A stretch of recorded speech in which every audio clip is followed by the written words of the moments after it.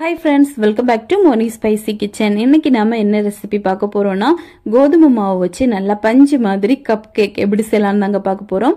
இது குறைவான இன்கிரிடியன்ட்ஸ் வச்சு ரொம்ப டேஸ்டியா நல்ல ஈஸியா நம்ம வீட்லயே ரெடி பண்ணி எடுத்துக்கலாம். இது குழந்தைங்கள்ல இருந்து பெரியவங்க வரை எல்லாருமே ரொம்ப விரும்பி சாப்பிடுவாங்க. குழந்தைங்களுக்கு நீங்க பேக்கரியில போய் இந்த மாதிரி கேக் வாங்கி கொடுக்காம வீட்லயே கூட ரொம்ப ஹெல்த்தியா செஞ்சு கொடுக்கலாம். சரி வாங்க இது எப்படி செய்யலாம் அப்படிங்கறத இப்ப நம்ம டீடைலா பார்த்துடலாம். அதுக்கு முன்னாடி நம்ம சேனலுக்கு இப்பதான் ஃபர்ஸ்ட் டைமா வாரீங்கன்னா மறக்காம சப்ஸ்கிரைப் பண்ணிருங்க. அப்படியே கூட இருக்கக்கூடிய பெல் பட்டனையும் பிரஸ் பண்ணுங்க. அப்பதான் நம்ம போடக்கூடிய நியூ வீடியோஸ் உங்களுக்கு நோட்டிபிகேஷனா வரும். மறக்காம லைக் பண்ணுங்க, ஷேர் பண்ணுங்க. இப்ப வாங்க நம்ம வீடியோக்குள்ள போய் இந்த சாஃப்டான கோதுமை கேக் எப்படி ரொம்ப ஹெல்த்தியா பண்ணலாம் அப்படிங்கறத நம்ம டீடைலா பார்த்துடலாம். ஃபர்ஸ்ட் இது பண்றதுக்காக ஒரு பவுல் எடுத்திருக்கேன். இதுல சரியா ஒரே ஒரு கோழி முட்டை நம்ம சேர்க்கணும். இந்த முட்டை பாத்தீங்கன்னா ரூம் டெம்பரேச்சர்ல தான் இருக்கணும். ஃப்ரிட்ஜில் இருந்து எடுத்து அப்படியே சேர்த்துடக்கூடாது. இதுல அரை கப்பு போல சுகர் சேர்த்திருக்கேன். நீங்க சுகருக்கு பதிலா நாட்டு சர்க்கரை கூட சேர்த்துக்கலாம். அது இன்னும் ரொம்ப ஹெல்த்தியா இருக்கும். இப்ப இந்த முட்டை கூட இந்த சுகரை நல்லா பீட் பண்ணி எடுங்க. ஒரு விஸ்கோ இல்ல ஃபோக்கோ ஸ்பூன் கூட நீங்க எடுத்துக்கலாம். எடுத்துட்டு நல்லா நம்ம இந்த மாதிரி பீட் பண்ணிட்டே இருக்கணும். இருக்கும்போது இது கொஞ்ச நேரத்துல நல்லா பாத்துட்டீங்கன்னா நுரையா வர ஆரம்பிக்கும். கொஞ்சம் ஒயிட் கலர்ல வரும் பாருங்க. இந்த மாதிரி நம்ம ஒரு 2 நிமிஷம் கிட்ட இந்த மாதிரி பீட் பண்ணி கொடுத்துட்டே இருக்கணும். இப்ப பாத்துட்டீங்கன்னா ஒரு 2 நிமிஷம் ஆயிருச்சு. நல்லா ஃபிளஃபியா அந்த எக் இந்த மாதிரி வரணும்.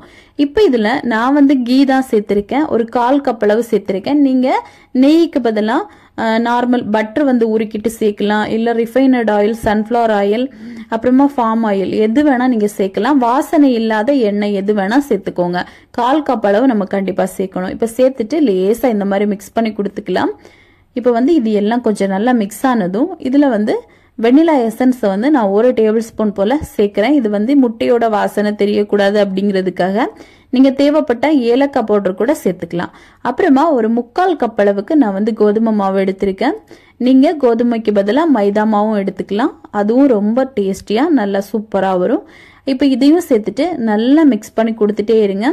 இது இந்த மாவு அப்புறமா நம்ம சேர்த்திருக்கக்கூடிய அந்த எண்ணெய், முட்டை எல்லாமே பாத்தீங்கன்னா நல்லா மிக்ஸ் ஆகணும். இந்த அளவுக்கு நல்லா மிக்ஸ் பண்ணி எடுத்துட்டு கடைசியா நம்ம பேக்கிங் பவுடர், பேக்கிங் சோடா சேர்த்துக்கலாம்.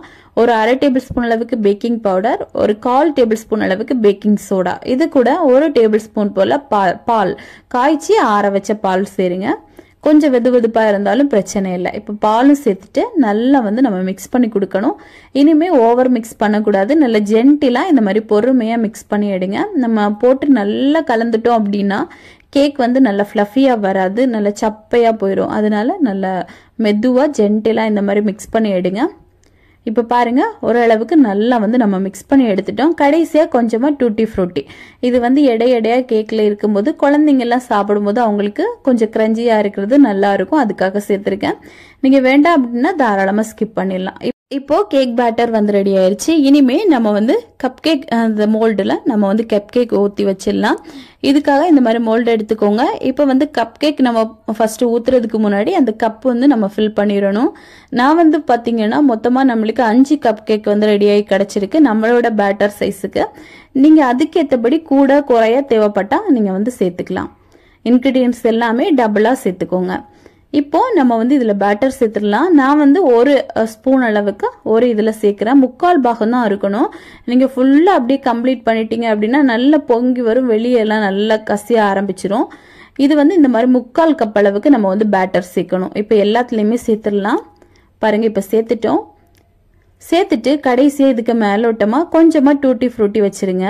இந்த மாதிரி லேசா குச்சி வச்சு நீங்க இந்த மாதிரி ஒரு ரவுண்ட் ஷேப்ல பண்ணிட்டீங்க அப்படின்னா உள்ள ஏர் பபிள்ஸும் இருக்காது. நம்மளுக்கு அந்த கப்பு சைஸுக்கே நீட்டா நம்மளுக்கு கேக் ரெடியாகி கிடைக்கும். அதனால நம்ம இந்த மாதிரி லேசா ஒரு குச்சி வச்சு ஈவனா மிக்ஸ் பண்ணி கொடுக்கணும். இனிமே டூட்டி ஃப்ரூட்டி கொஞ்சமா மேல போட்டுட்டு நம்ம ஓவன்ல 180 டிகிரில ஒரு 35 மினிட்ஸ் பேக் பண்ணலாம். ஒரு 10 மினிட்ஸ் ஃபர்ஸ்ட் ப்ரீஹீட் பண்ணிருங்க.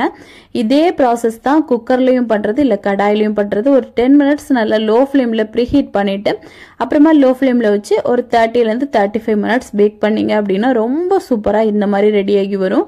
இதை கொஞ்சம் நல்லா ஒரு 10 நிமிஷம் ஆற விடுங்க. ஆறுனதுக்கு அப்புறமா நம்ம எடுத்துக்கலாம். இப்ப எல்லாமே பாருங்க எவ்வளவு சூப்பரா நல்லா பொங்கி ரெடியா இருக்குன்னு. இது ஓபன் பண்ணும்போதும் அவ்வளவுக்கு அந்த டிசைனோட கப் கேக் ரொம்ப டேஸ்டியா இருக்கும். பாருங்க எவ்வளவு சூப்பரா நல்லா சாஃப்டா வெந்து வந்திருக்குன்னு. இது வந்து குழந்தைங்களுக்கு எல்லாம் ரொம்ப ரொம்ப பிடிக்கும். நீங்க வந்து கோதுமை மாவு வச்சு கூட இந்த அளவுக்கு நல்ல ஃப்ளஃபியா நல்ல பஞ்சு மாதிரி செஞ்சு கொடுக்கலாம். ரொம்ப ரொம்ப விருப்பப்பட்டு சாப்பிடுவாங்க. கண்டிப்பா நீங்களும் இது உங்க வீட்டுல ட்ரை பண்ணி பாருங்க. ட்ரை பண்ணி பார்த்துட்டு எப்படி வந்துச்சுன்னு மறக்காம கமெண்ட் பண்ணுங்க. இதே மாதிரி இன்னும் நிறைய ரெசிபிஸ் வேணும்னு நினைச்சீங்கன்னா மோனி ஸ்பைசி கிச்சன் சேனலை சப்ஸ்கிரைப் பண்ணி வச்சுக்கோங்க. லைக் பண்ணுங்க, ஷேர் பண்ணுங்க. நெக்ஸ்ட் இன்னொரு வீடியோவில் உங்களை சந்திக்கும் வரை டேக் கேர், பாய்.